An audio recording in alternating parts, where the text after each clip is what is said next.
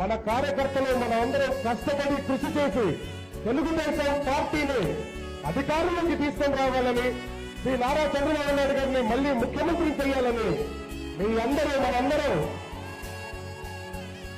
ప్రమాణం చేసుకోవాల్సిన అవసరం ఎంతో ఉంది. ఎంత పెద్ద ఉద్యమైనా ఒక్కడితోనే మొదలవుతుంది, ఎంత పెద్ద పెళ్లితో సాయమైనా ఒక్క చిలుకుతోనే ప్రారంభమవుతుంది. ఈ రోజు ఈ తెలుగుదేశం పార్టీ ఆనాడు ఒక్కడితోనే మొదలైంది. ఆయనే అన్నగారు నందమూరి తారక రామారావు గారు. ఆయనకి అండగా ఉండి, ఆయనకి తోడుగా నిలిచి మీరందరూ ప్రాణాలు సైతం లెక్క చేయకుండా ప్రాణాలు పోగొట్టుకుని ఈ రోజు తెలుగుదేశం పార్టీని ఒక కార్యకర్తల పార్టీగా, ఒక మహా పార్టీగా ఆవిర్భవించేలా చేసిన మీ అందరికీ నా కృతజ్ఞతలు తెలియజేసుకుంటున్నాను.